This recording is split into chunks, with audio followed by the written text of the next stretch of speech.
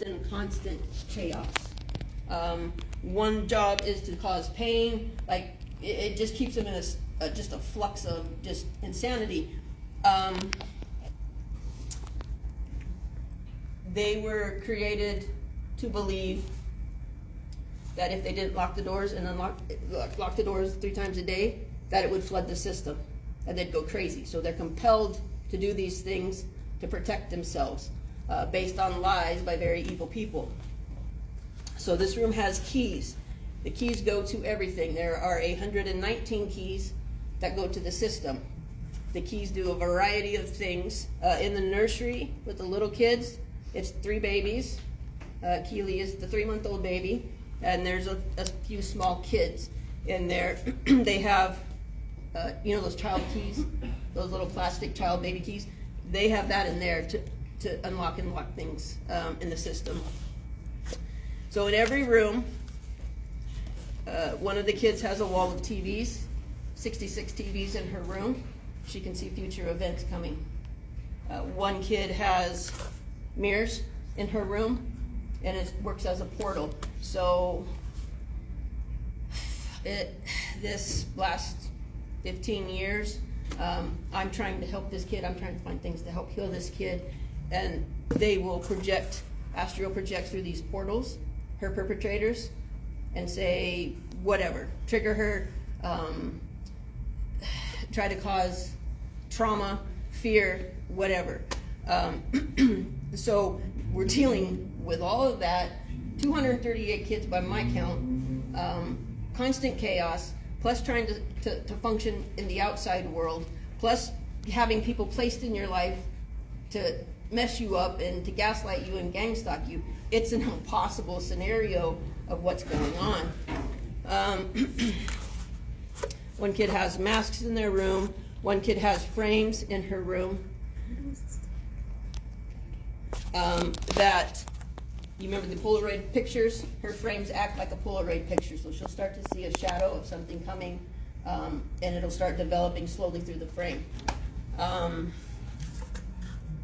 One kid has dream catchers. One kid has sewing yarn. We haven't figured out what that goes to. One kid has radios in her room, and the radios will tell future things that are coming.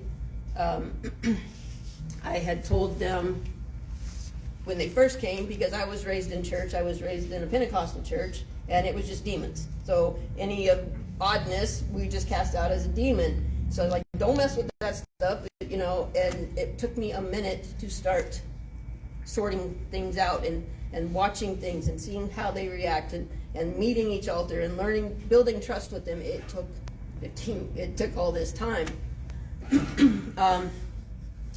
So this is one layer. Then you go into the room, and here's a second layer. And then there's a third layer. This is the blueprint back here.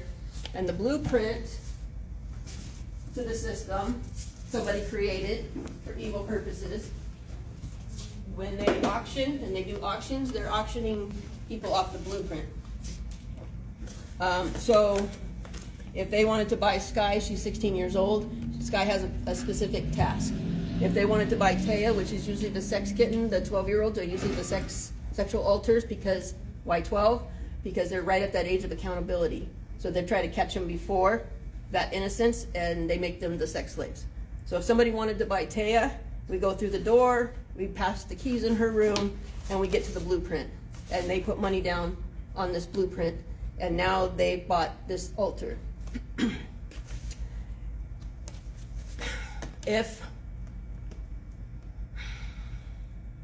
If you try to help a survivor and you're trying to fix this mess so they can be free, you got to go through the door, you got to build trust with the kid, you've got to deal with the TVs or whatever's going on here, and we get down to another level, the blueprint, and they put booby traps and bombs and demons layered on this level. So untangling a survivor from all the evil that's been put on them is almost an impossible task, except for God. God's made a way where there was no way. from the things I've seen, I don't care if somebody comes in here right now and puts a bullet in my head, I will not stop speaking, because this should never happen.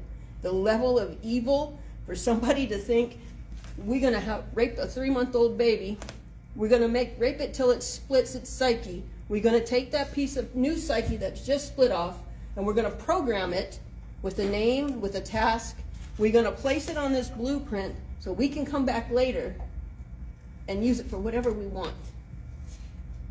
Do you know the depth of that evil? You know how many layers? This is 3 layers I'm telling you about. There are so many more layers behind this. Will blow your mind. Let me I want to do something and let everybody take a minute. One more thing is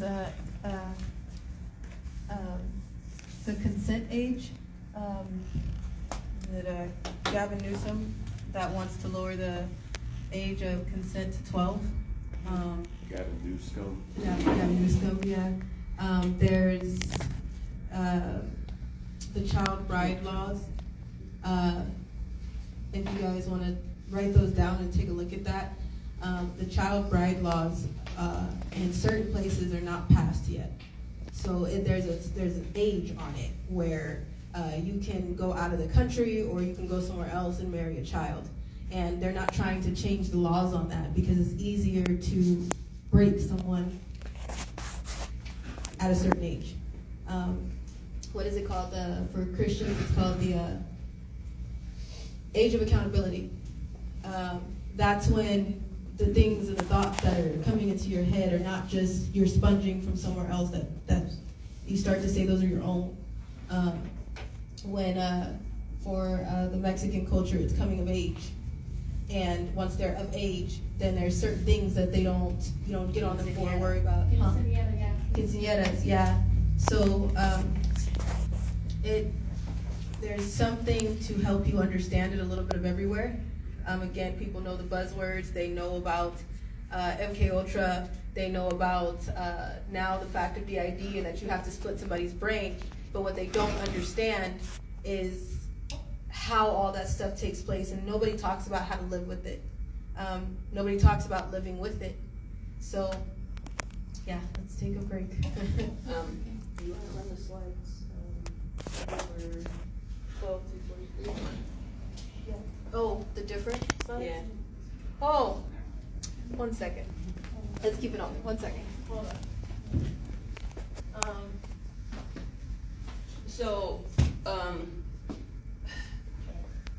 The biggest tool that I have is paying attention. It's paying attention to the changes, paying attention to the different altars, paying attention to the patterns, paying attention. I'm going to show you a bunch of slides. There's about 10 or 15 slides of the different altars. Pause on them for a second. I want you to pay attention to how this one makes you feel. How old do you think this kid is?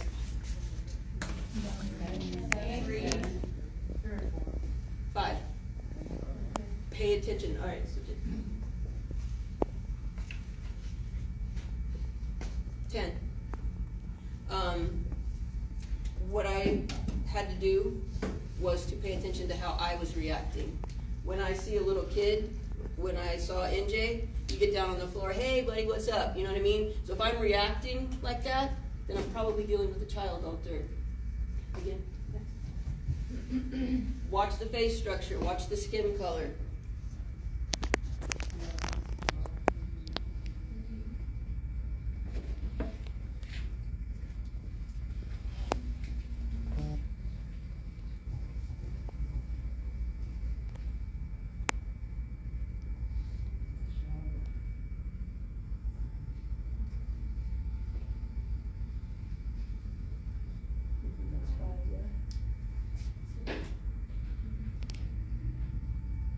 In Ali's system, there are only 5 altars over the age of 21.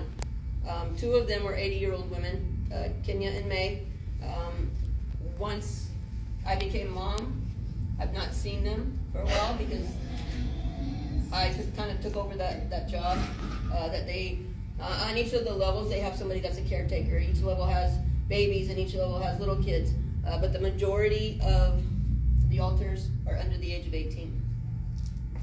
Did you have to figure out in individual ways for you to interact. Yes. When she would, Yes. gosh, it must have been tough. It's been a long 15 Yeah, years. yeah. We can pause there. Another thing, sorry, I'm over here, my knees knocking together. Another thing, everybody thinks that sex trafficking is the worst part. We talked about this a little bit yesterday. Yeah. Everybody thinks that,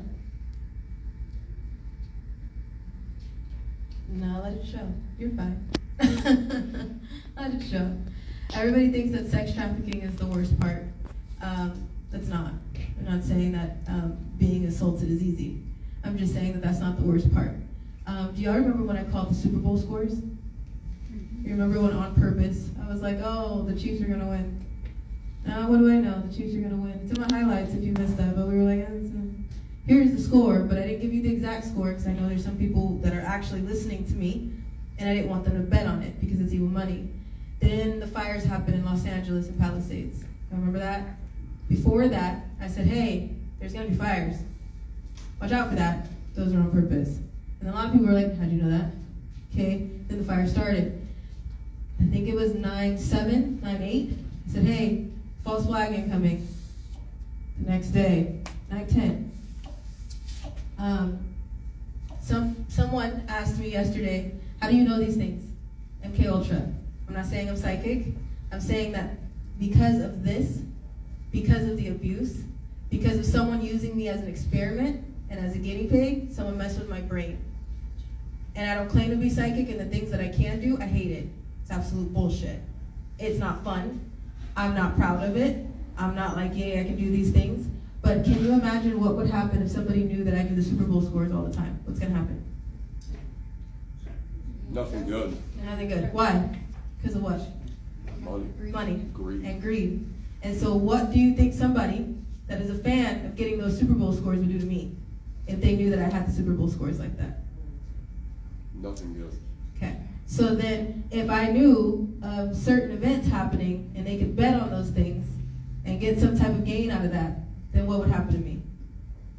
See what I mean? So sex trafficking is not the worst part when you have a remote to someone's brain. That's not just me. Do you understand what I'm saying? And there's somebody that's just like me that you walked past today, you sat with today.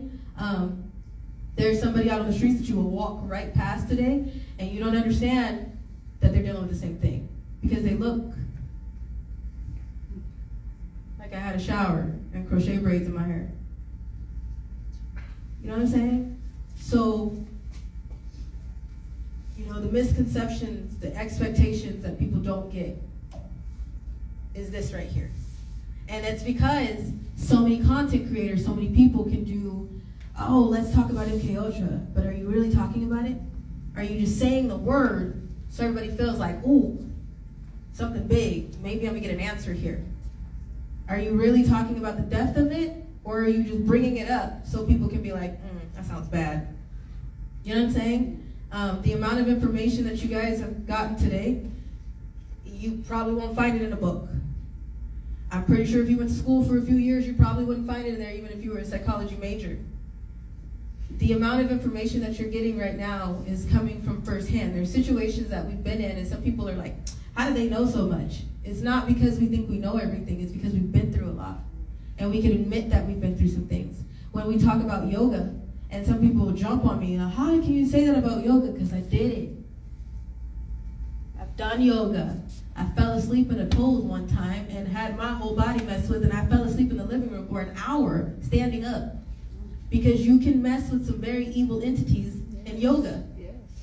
Those poses, those opening your chakras, that opening your third eye to those things can enter into your soul, just like spirits of alcohol. Just like if you're going to a scary movie and then all of a sudden that fear and that evil is in your spirit and it keeps waking you up at night and you're having nightmares and stuff about it and you're like, I can't think straight because this movie that I watched is still in my head. You let it into your spirit. It's now in your body. You understand what I'm saying? So we don't know everything. We're speaking from experience. And unfortunately, we've had to have these experiences to speak about. So before anybody is like, I think they know, I wish that we did it. I really wish we did it. The other misconception that's been going around a lot is that, how to say that, there's question about where Allie came from, if I programmed her, if I split her. Let me be very clear. This was in place and already active and working long before I ever met her. Allie is an alter. So your son was born with an intact psyche. With the MK survivors, they've already started splitting them as babies. So how old is it when your child starts to develop their personality? 6 months, maybe a little older. If they've already started trauma and started splitting them, do they develop an intact psyche? No, they don't. So there is no core personality. That's one of the biggest misconceptions, is that the MK survivors maybe have a few alters that pop up now and then, but basically they go to a like a normal state, and that's their normal personality, and then once in a while an alter might come up. No, that's not true. I have not found a core personality in Allie. So anybody that you've dealt with or spoke to, Taya, Allie, Maddie, whoever, those are all alters. I've not found a core intact person for the psyche. You guys have only ever seen or interacted with alters. And for the medical diagnosis, from the doctor that you just read, if you look back in there, if you need to look back in there just so you can match up some information of what we just said, if you want to take a look at that again, we can pass that back around the room. And in the medical diagnosis, she also states there is no core. And that's what makes me so interesting.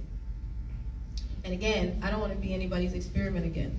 So going back into the tunnels and dying is not the worst part. That's why I said there's things worse than death.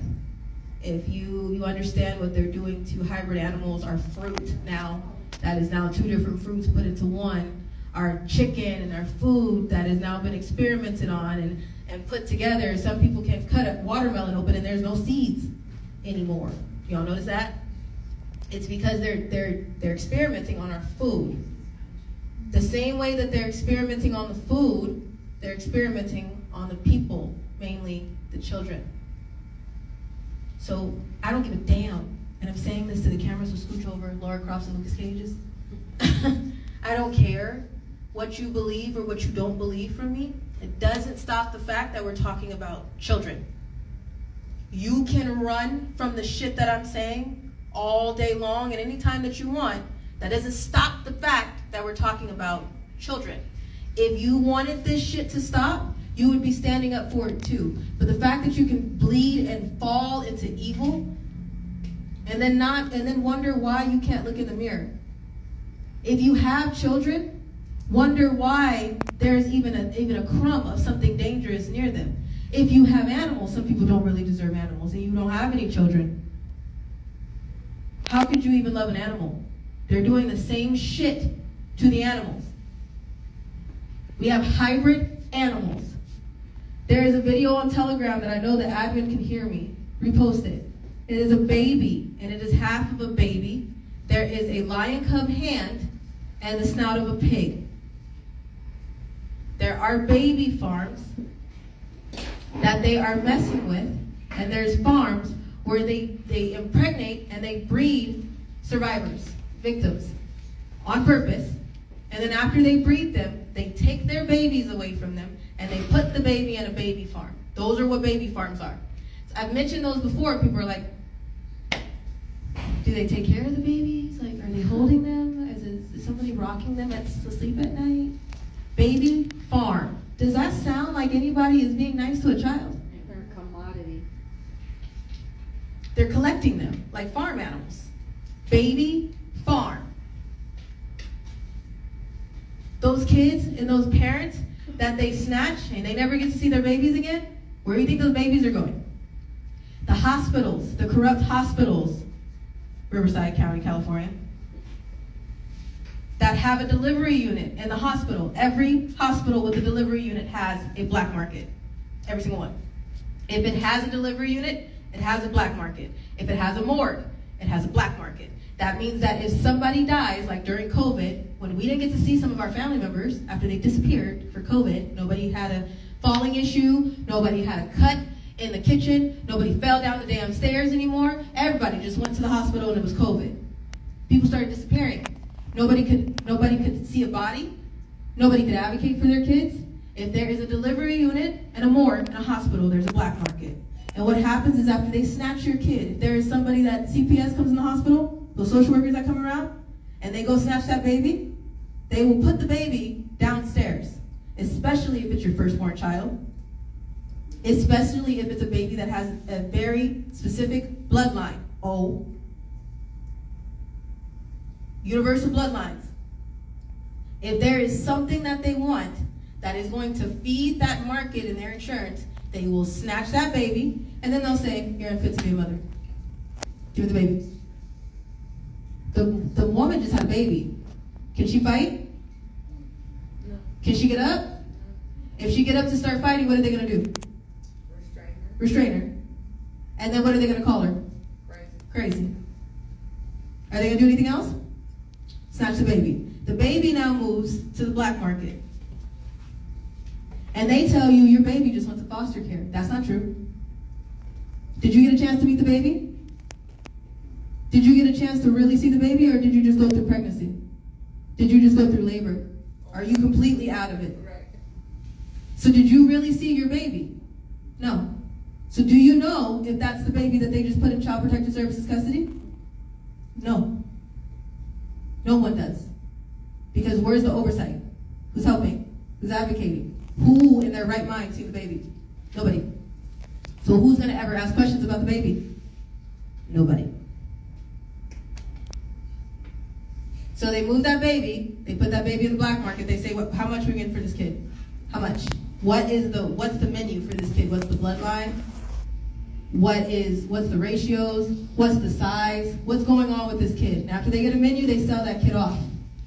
Now, if that kid is able to be put somewhere, they will put that kid on an island in a tank, in a farm. The same way they farm fish until they get bigger enough to put them back in the water. Do you understand what I'm saying? Trout. Has anybody ever seen a fish farm? And they come out as little tiny fishes at first, and then they hang on to them for a second until they tag them, and then they're huge, and then they drop them back in the water. That's what they're doing with kids. They take them, they wait till they get a little bit bigger, they do all the things that they need to do to them, and then they drop them into the world, and they tag them. Who has the remote? Whoever took them. Whoever brought them. Whoever transported them. Whoever moved them. You understand what I'm saying? So again, we get so wrapped up in words that we forget that this is our reality, more around us than we think. So again, I don't care if you don't believe me. I don't give a shit. I ain't talking to y'all Lucas Cages and Laura Crofts. I don't care. I don't care. Because guess what? There's still children that need somebody to speak the hell up. There's still children that need somebody to stand up. And I don't give a shit what you do to me and this woman. We're not gonna shut up. I don't care how many enemies we got, we're not gonna shut up. I don't care who wants to believe what narrative, we're not gonna shut up. I don't care if you tried to kill me, even in my death, I won't shut up. And now everybody in this room has become an insurance holder. Are y'all shutting up? No. All right, let's take a break. Absolutely not. Thank you for ending that.